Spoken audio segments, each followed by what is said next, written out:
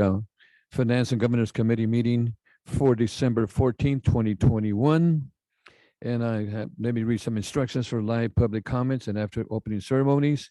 This meeting is being held in accordance with Assembly Bill 361, allowing members of the City Council and members of the public and staff to participate via teleconference. The instructions for how the public may participate in this meeting are provided on the meeting agenda as well, and also on the city website, oxnard.org city meetings. Members of the public who did not request to speak prior to the 3 p.m. cutoff may also do so during the meeting by dialing 888-475-4499, 888-475-4499, and entering the meeting ID and passcode found on the meeting agenda. And you'll be placed in the Zoom waiting room. While in the Zoom waiting room, once I have called for your public speakers for the agenda item on which you wish to speak, press star 9 to raise your hand and to inform the clerk that you would like to speak during the agenda item. The clerk will then unmute you when it comes to time to speak. Then you press star 6 to unmute your phone. After all the public speakers have signed up for a particular item and have been given an opportunity to speak, the public comment period for that item shall be held open for additional 3 minutes to allow additional speakers to register or otherwise be recognized for the purpose of providing public comment. During the 3-minute time period, the City Council or staff may discuss the item being considered. In the event of the disruption which prevents the council from broadcasting the live meeting using a call-in option or internet-based service option, or in the event of disruption within the city's control, which prevents members from the public from offering public comment using the call-in portion or the internet-based service option, the council shall take no further action on this item appearing in the agenda item until the public access to the meeting via the call-in option or the internet-based service option is restored. However, if any of the broadcast options are disrupted, if any of the broadcast options are disrupted, but if any of the other broadcast options are still available to the public, the council may take further action on the item appearing on the meeting agenda without waiting for this disrupted broadcast options to be restored. So with that in mind, again, you can dial phone number 888-475-4499 and enter the meeting ID 830-5263-8114. And the passcode is 623062. Okay, at this item A, there's a roll call and posting the agenda and salute to the flag. Member Turan. Here. Member Pasua. Here. Chair Zaragoza. Here. Thank you. We have quorum. The agenda for this meeting was posted at the City Hall Bulletin Board on Tuesday, December 7th, 2021. Thank you. Thank you. Please join me in saluting our flag. Thank you.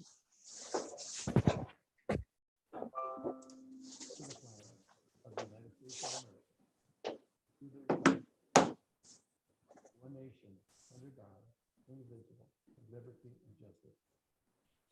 Thank you.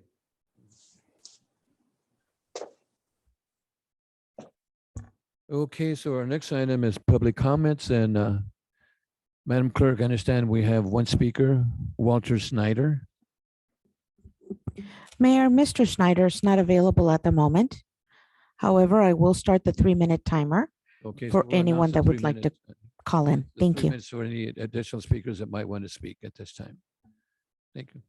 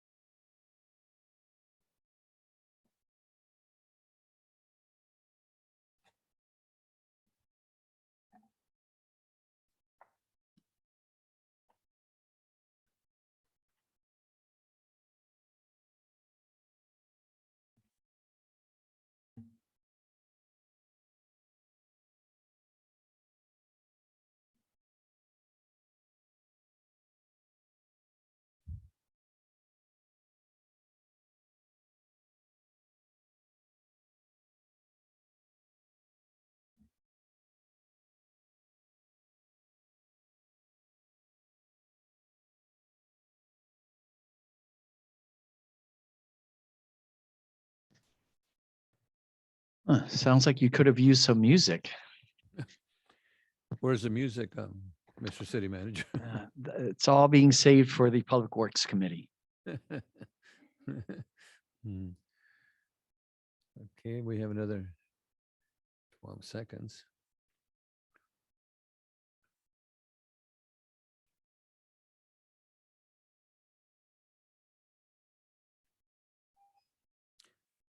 So, Madam Clerk, do we have any additional speakers for items not in the agenda?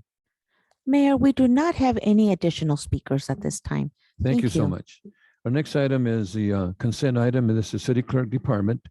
The subject is approval of the minutes and recommendation that the Finance and Governance Committee approve the minutes of November 23rd, 2021 regular meeting as presented. Council members, any concerns or on this item? Okay. I'll make a motion to approve this item. I will second that. A motion by Zaragoza and I'll second by Councilmember Basua. Roll call. Member Tehran, Yes. Member Basua, Aye. Chair Zaragoza. Aye. Thank you. Motion passes 3-0. Thank you. Our next item is item D, reports, and this is from the Fire Department and the appropriation of wildlife fire reimbursement revenues. The recommendation is that the recommendation is that 2021-22 budget to recognize the additional $695,615 of general fund revenues from wildland fire reimbursement and appropriate $370,128 to the fire department to restore the department's original training budget to improve and expand training related to the mutual aid response and to acquire equipment and supplies. In the courses was viewed and required by Measure M, a pre-recorded presentation. And we have Chief Alexander Hamilton for any additional information as required. Council members, any items, concerns on this item?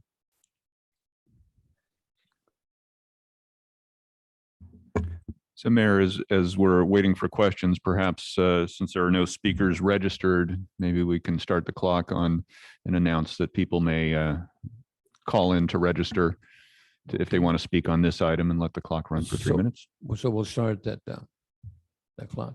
So anyway, Councilwoman Basua. Yes, thank you. Actually, I do have a few questions in regards to this item. The first one is, and I know that prior probably to this year, the city of Oxnard had no money. But when I read the staff report and I saw Chief Hamilton's presentation, it stated that in order to be able to send the firefighters to aid other agencies, they had to cut in to their training budget. So, and now they're looking to replace that money with the money coming in. So my question, I guess, would be really for our CFO and our city manager. Moving forward, is there any way that we can do a budget line item for these kind of expenses in order not to deplete the fire department's training budget? Because I hate to deplete a training budget knowing that it's very essential, especially to the first responders. So that's my question. My quick answer is that's part of why we're doing this action, is to ensure that those funds get back into those budgets.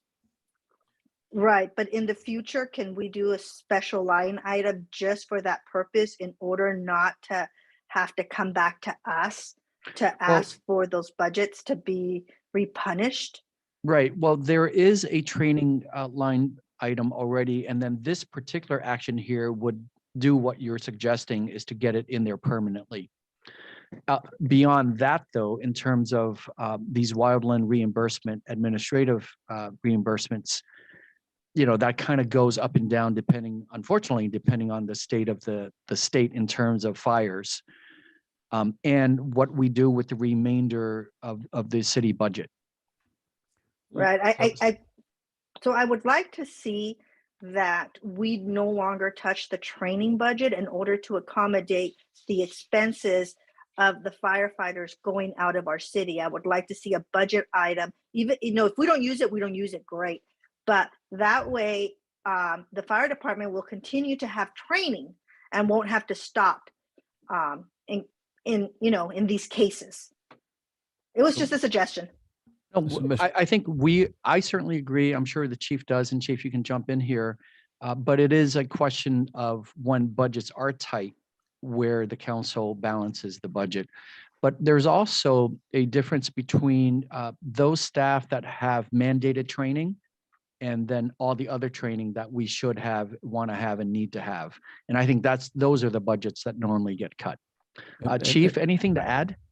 Yeah, I think just to add on to that, Committee Member Basura, it's a great point, and I just want to reassure you that that we to some extent it didn't interrupt our training. We knew we were going to be able to get reimbursed back for this funding. I agree. It does seem a little clunky though. It's always hard to sort of predict how much we're going to need. Certainly this year we estimated I think the biggest amount in terms of revenue that we ever have before. And then as you can see from the staff report, we went $700,000 over that. And so it is a little bit difficult to budget for, but it didn't impact us in terms of training. And now we'll be able to use the money that's coming back to us, we'll be able to use for the rest of this fiscal year. Okay. So Mr. Chief, just to add a little bit to that, we hope we don't have other wildfires, but potentially we will. But this is an agreement that's set up between the federal, state, and county called the CFAA that returns of funding once we go out and help with those fires, and potentially the money comes from the general fund. When the money comes in, the general fund is made good, and then also the fire department. Is that correct? From that funding.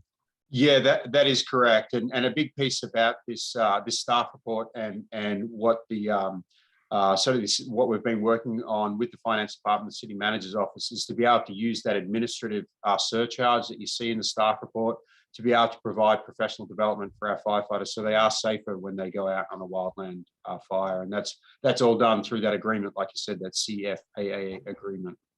The CFAA, right. Thank you. Councilmember Turan. Yes, thank you, Mayor. Thank you, Chief Hamilton, for the presentation. Just as a quick question as well, with the $370,000 that's being reimbursed into the training budget for the fire department, if by the end of this fiscal year that's not expensed, does that roll over to the next fiscal year to be used, or do we have to use it this year for training?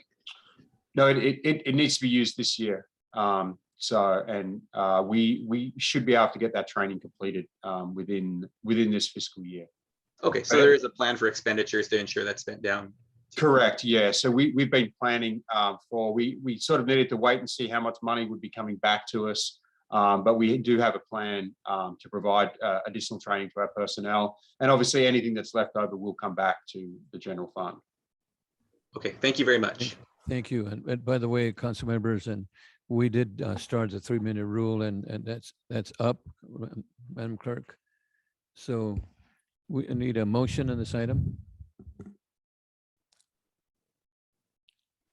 I will move the recommended action. Yes, I will second. Okay, moved by Councilmember Basua, second by Councilmember Turan. Roll call. Member Basua, Aye. Member Turan, Yes. Chair Zaragoza. Yes. Thank you. Motion passes 3-0. Thank you. Our next item is City Manager Department. This is a whistleblower summary update. And the recommendation that the Finance and Governance Committee receive the update on the whistleblower matters. And this presentation is going to be live by our consultant. And we have Sherry Klima. And we have a consultant that Klima. Yes, we have Henry Ohm here from Price Page, ready to give our presentation. Thank you, Sherry. Good evening, everyone. My name is Henry Ohm from Price Page and Company. I might be a familiar voice. I presented at the June presentation, and I'm here to provide an update to the Finance and Governance Committee on the status of the whistleblower program. My apologies for not having the video live. I'm slightly under the weather. It's probably better that way that I don't. But I do have a slide presentation to share with the group, if I may. Okay.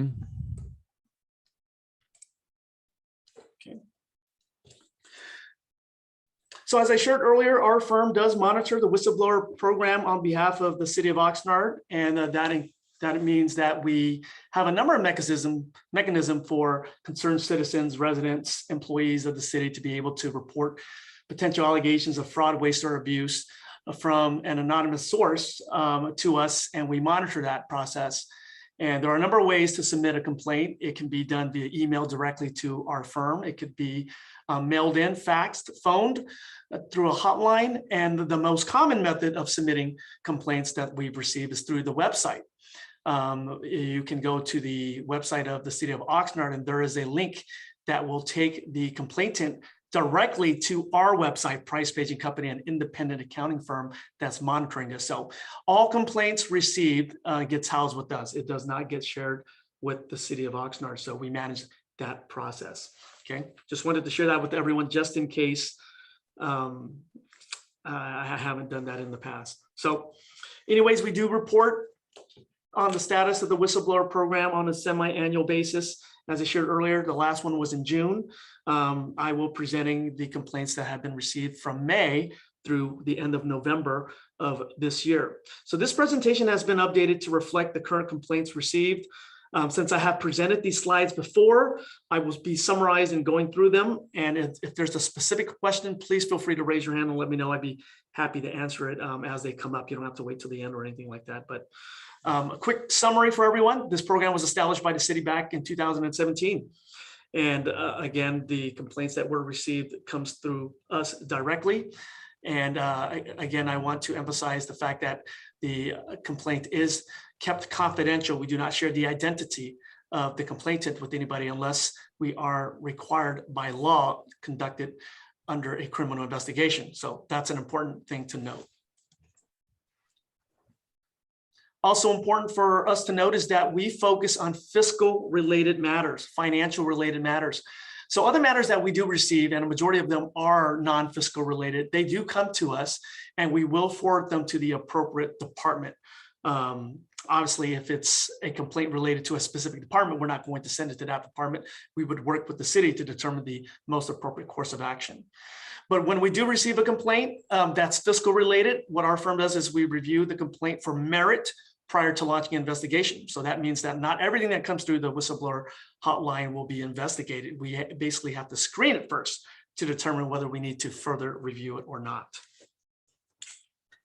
And how do we do that? It's through what is called predication in our world. And predication is defined by the Association of Certified Fraud Examiners as the totality of circumstances that would lead a reasonable, professionally trained, and prudent individual to believe a fraud has occurred, is occurring, and or will occur. So there's some professional judgment when we take a look at the complaints received to determine whether there's predication before we commence any further review.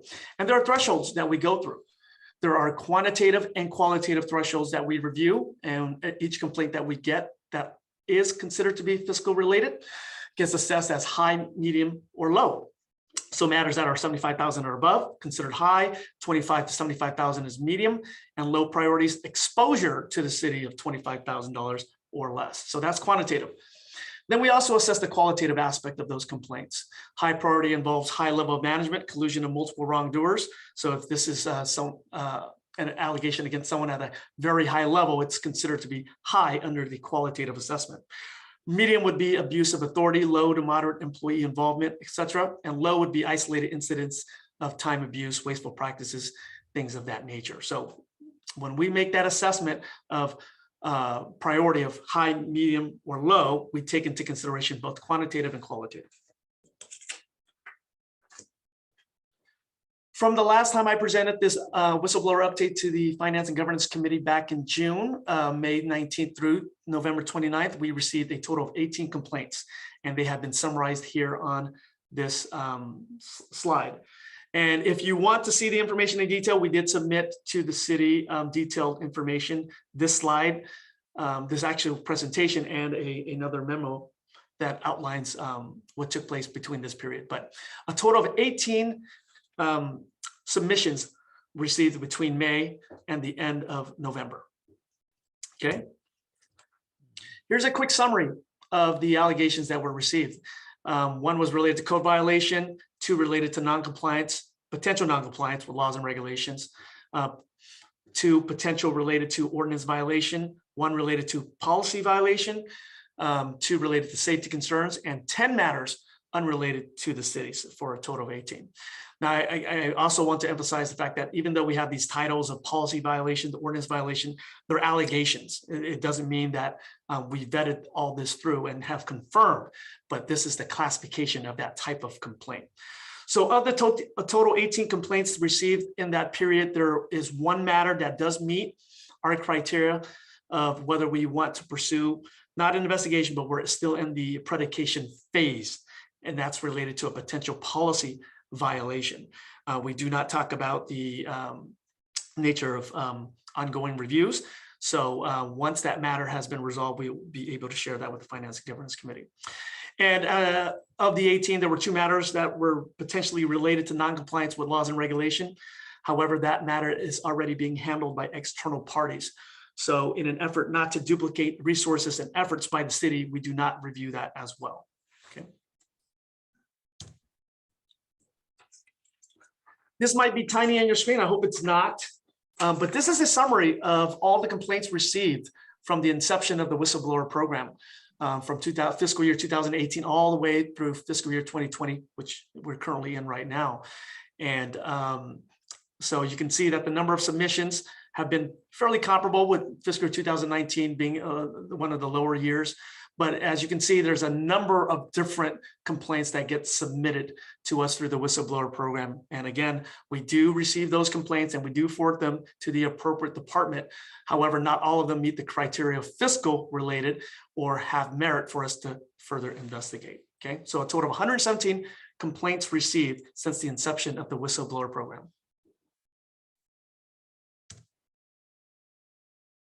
The top 3 categories of the 117, in the COVID year, we had a lot of COVID-19 safety concerns, and the general public was really concerned about COVID-19 and the impact of COVID-19 on the city. So there was a lot of information that was submitted to us related to that, and we worked with the city to get that information out. The next category was really matters unrelated to the city. And you might be asking yourself what type of matters we receive.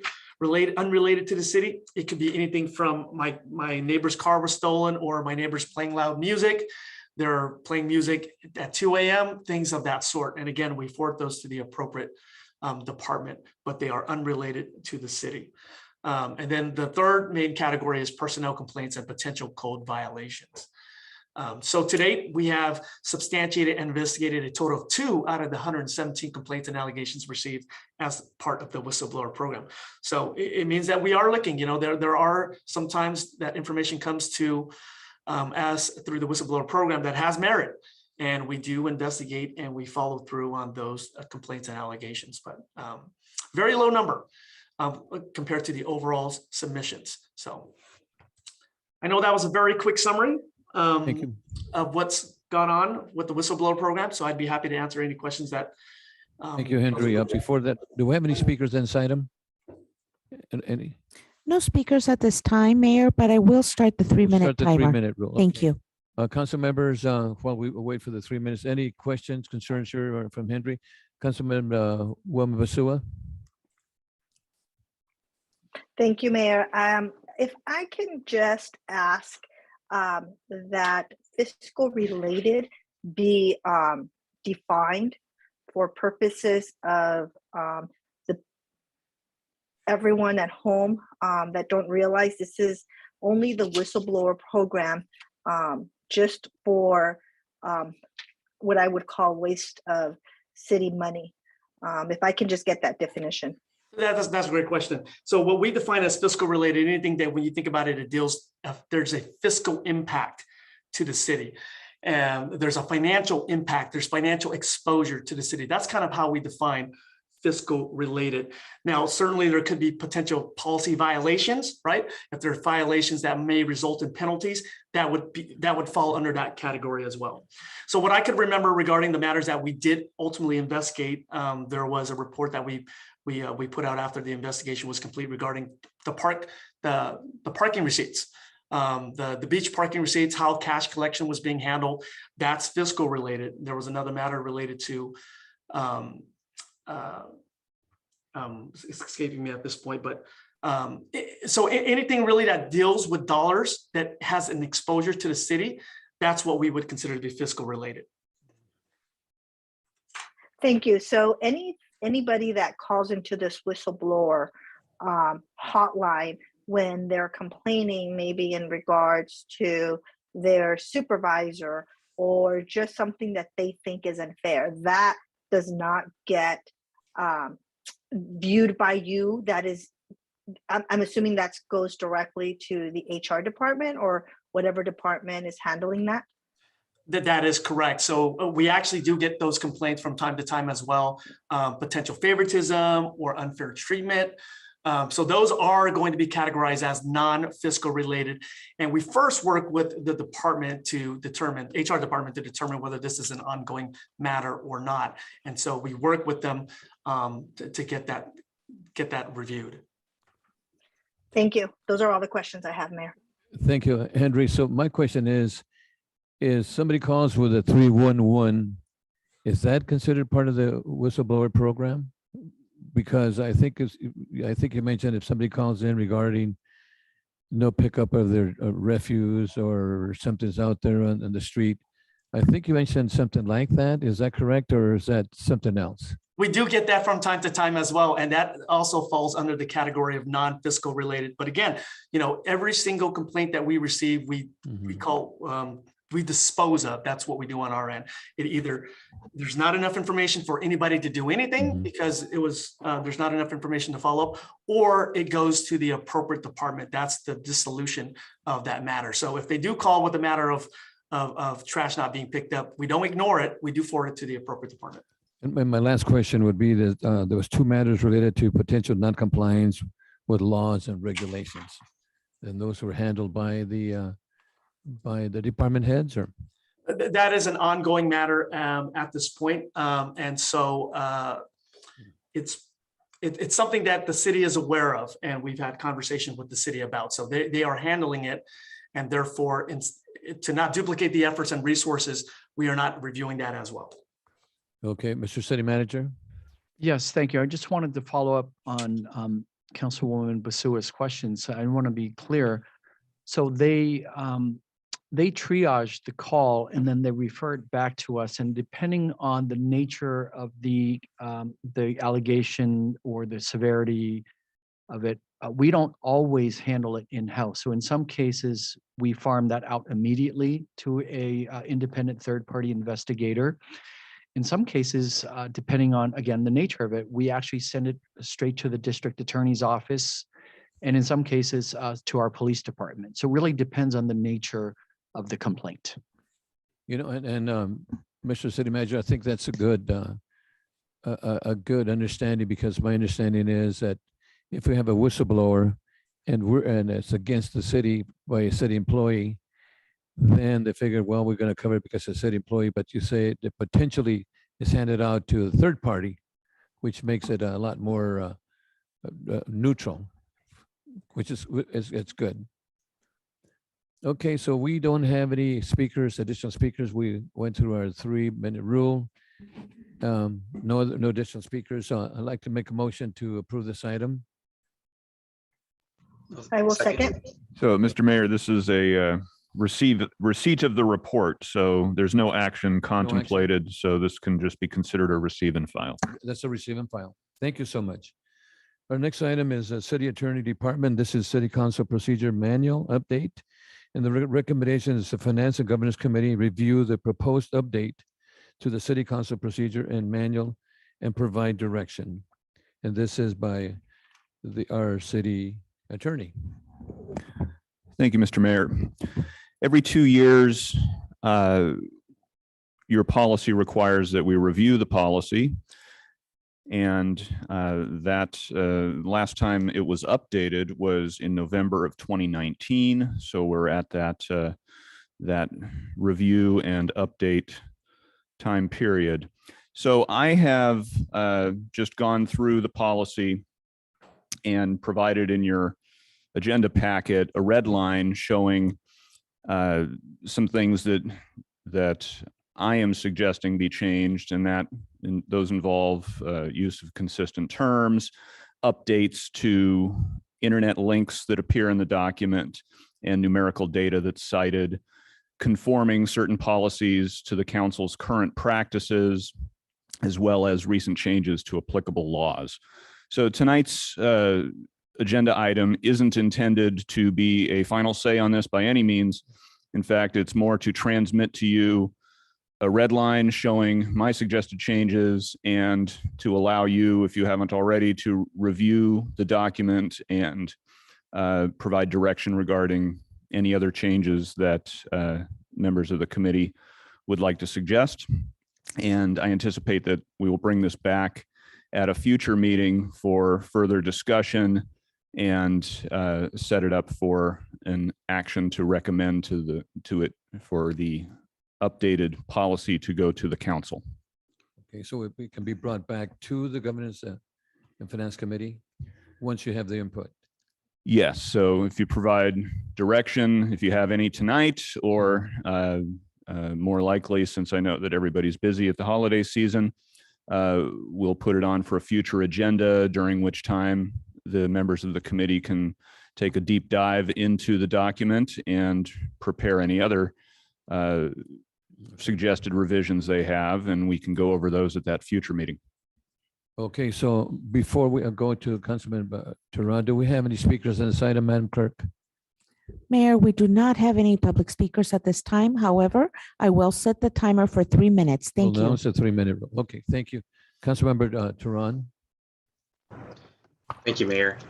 Thank you, Mr. Fisher, for you and your office's work on this. I can see going through it and updating it has been quite a bit of work. Just a couple of things. First, on page 23 of the manual, or page 57 of the staff packet, there is a statement of, on the second paragraph on that page, city staff will make every effort to respond in a timely and professional manner, etc. I would just recommend that instead of every effort, we replace every with reasonable effort, just because I learned through the course of my job, if you put every effort, can you truly demonstrate you made every single possible effort to do whatever it is comes later in that statement? Simply a recommendation. Then on the next page, page 24 of the manual, 58 of our packet, there is a statement around social media and the Brown Act. And I want to thank you for placing that in there. And I'm hoping we can take just a minute or less to let the public know about social media as it pertains to elected bodies and those bound by the Brown Act, and what council members or any elected body or advisory body can and cannot do because of the Brown Act when it comes to social media. Right. City Manager, Attorney, you have any? Thank you, Mayor. Councilmember Teran. So the legislature has been concerned about how social media affects the ability of local elected officials and members of legislative bodies to conduct business outside of public meetings.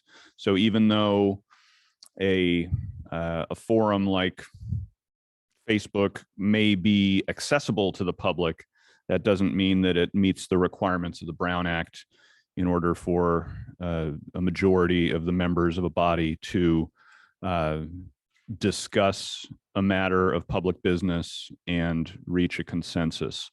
So the legislature took the rather significant step of adopting a law that amends the Brown Act to prohibit a council member or a member of any legislative body from responding to another member's post about city business on a social media platform.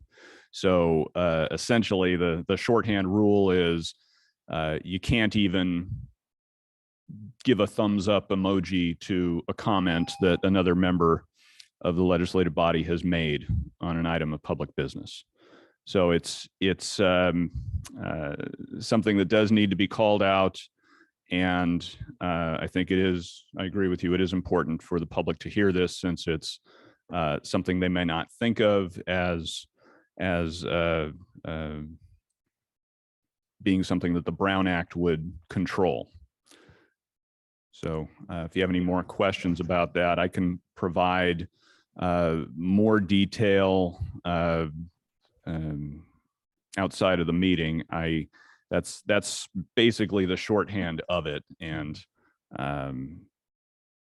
it's just something that the council, all members of all legislative bodies have to be aware of, that they're limited on what they can do on social media. Great, thank you very much. I appreciate that. I just wanted to put that out there for the public to hear. And last thing I'll say on that is, on various social media platforms, folks may go in and tag multiple council members to draw attention to a particular issue or concern they've brought up. And I just hope that they realize that just because no council member or only one council member responds doesn't mean all of the body doesn't see that or aren't concerned.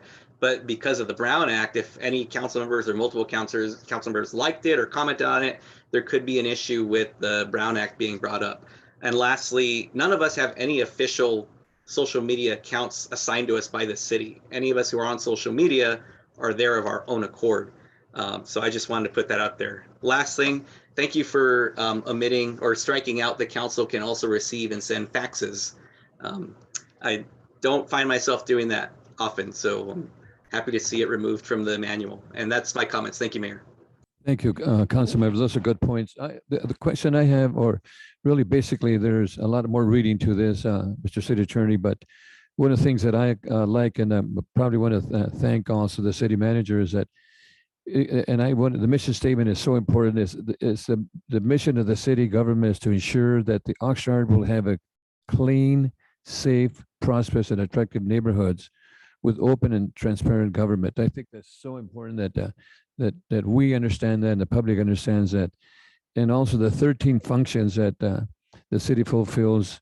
I'm just kind of highlight some of the addressing the needs of the residents to the city council and appointed commissions, providing easy and access information to encourage in dialogue, and also providing safety to our resident businesses and visitors, and on down 13 items that I think are really relevant to our functions, Mr. City Manager and Mr. City Attorney and staff, that I think it's important that we as council members should follow, and of course, and also our staff. So I think it's excellent. And I think I also need to probably look at it even closer, but I think this is a very, very good start to update this. What is every 5 years? Every 2 years. Every 2 years. Thank you. Council members? Okay, so is this a receive and file? Well, you've given, I've heard some direction, and like I said, we will come back. We'll put this on a future agenda, and that one, I will include a recommendation to take action, although if there is a consensus that we need more time to look at it, we can certainly not take action at that future meeting and keep looking at it. In the past, the prior committee has taken several meetings to go over it, but those were different officials involved. And I think we should look at it even closer. I know that Councilman Turan and Basu would like to do that, because there's a lot of reading and a lot of good information there. So thank you so much for that. And we'll go to our last item. This is a finance department, this fiscal year 2020. I'm sorry, but we exhausted our 3-minute rule, right? No additional speakers. Okay. This is Finance Department, the fiscal year 2021 annual report on development impact fees, AB 1600. The recommendation is the Finance and Governance Committee recommend that the City Council receive and file the Annual Development Impact Fee Report, AB 1600, for the fiscal year ending June 30, 2021. And the presentation is going to be live by a consultant. Thank you, Mr. Mayor. Yes, Harrison Associates is here to present, and I just want to say for clarity, while this item was put on the agenda under my name, that Juanita Guzman for Public Works, I think, was really the primary effort and did a lot of work behind this. I want to make sure that she's acknowledged. Okay, thank you. Welcome. Mhm. Thank you. We have Megan Quinn with Harrison Associates. Thank you. Thank you, everyone. Can everyone hear me okay? Yep. Okay, great. I will start the presentation. Go ahead. Mhm.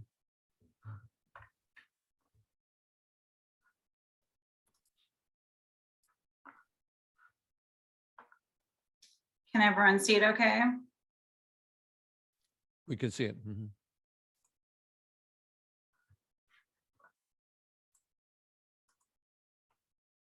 All right. As mentioned, this is the annual report for development impact fees for fiscal year 2020 and 2021. And for anyone that is unaware of what development impact fees are, those are fees that are imposed by local governments, such as a city, on new development projects to finance the acquisition of construction and improvements for public facilities and infrastructures to serve the new development. So I just wanted to make sure that that was clear if anyone was unaware.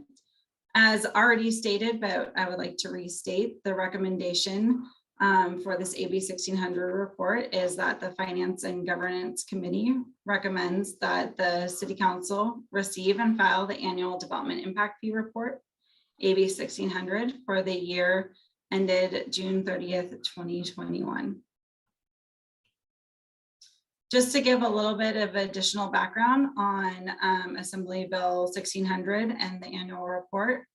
AB 1600 is also known as the Mitigation Fee Act, and it requires that the city files annual reports as well as 5-year reports summarizing 8 requirements that are listed below. It's a brief description of the fee, the amount of the fee, beginning and ending balance of the account or fund, the amount collected and the interest earned during the previous year, the identification for what the fees were expended on, and the total percentage of the cost of the public improvement that was funded with the fees. The approximate Megan, date, right? Yeah. Megan, the slides don't appear to be advancing. Oh, that's where they're advancing on my side. Let me. Can you see them now? Yes. Let's see. Okay. Sorry about that.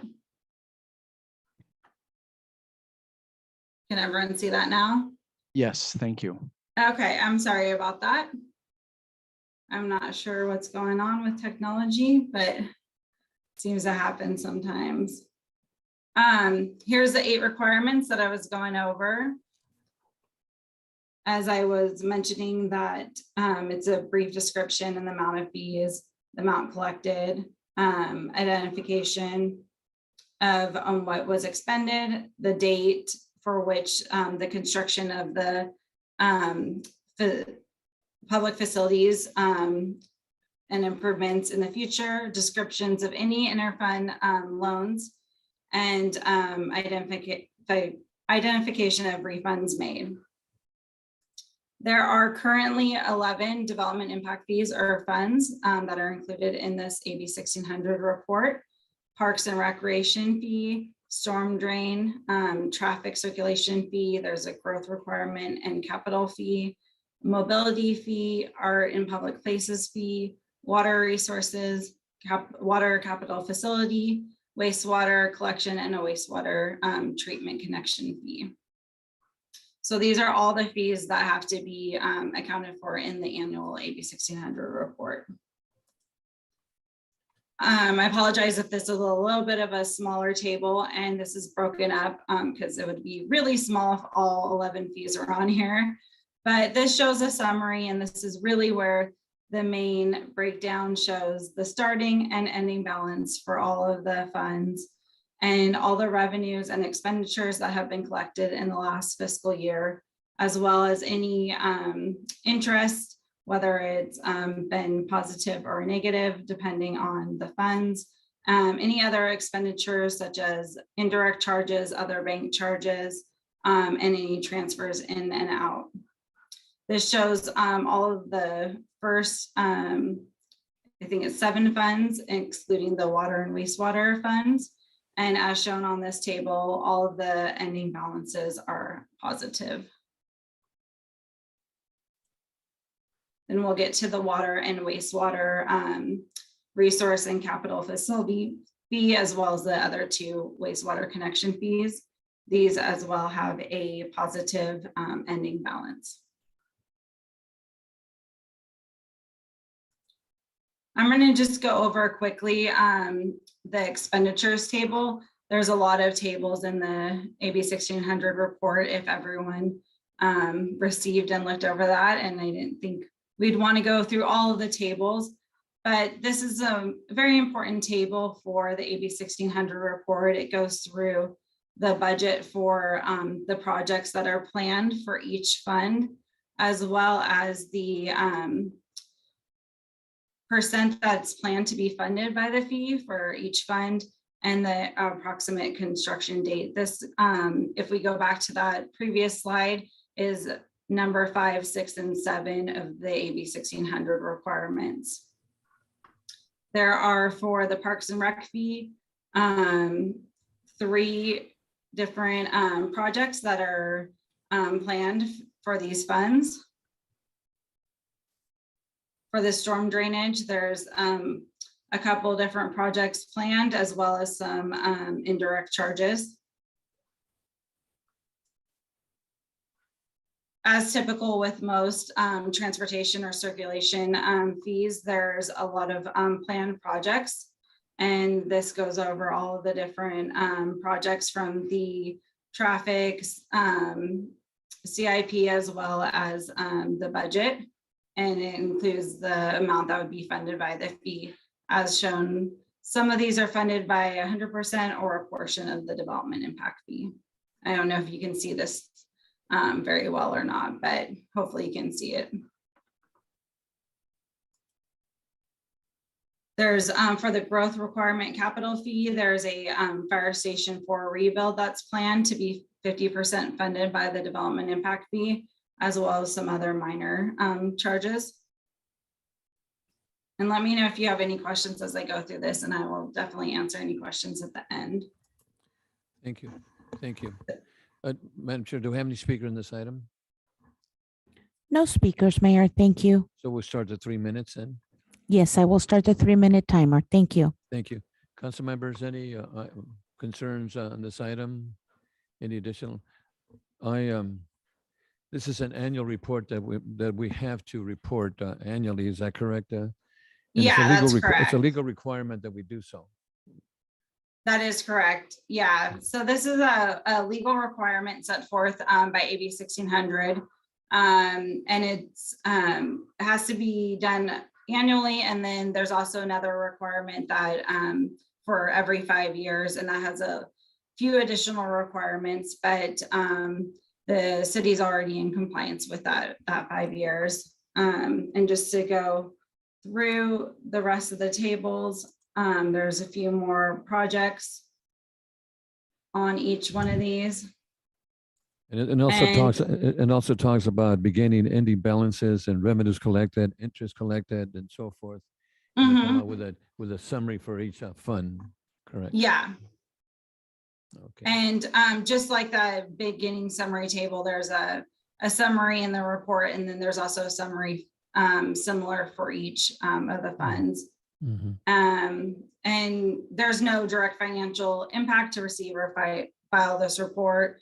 And This AB 1600 allows local agencies to impose fees in connection with the approval of development projects to Yep, defray all or a portion of the cost of the public facilities related to new development projects. If the local agency does not identify a specific use for the funds collected, or the use of the funds for the specified public facility, it is required to refund on a pro rata basis to the current record owners the unexpended portion of the fee or any interest incurred. And that's the reason that's really important to do these annual reports. And we have not refunded any monies, right? No, No, good. not for this reason. All right. Council members, any other questions? There's a tremendous amount of work. Councilman Turan. Thank you, Mayor. And thank you, Ms. Quinn, for the presentation. Just a really quick question, and perhaps it's for our CFO.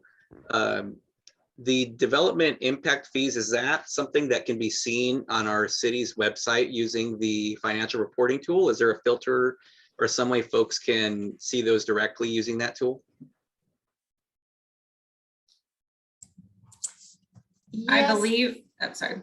Yeah, they could. They're under each of the various funds. And so it would be a revenue line under each of the funds. And so if you look through the report that was prepared, it gives the fund number, which would be needed for that. But yes, they are available.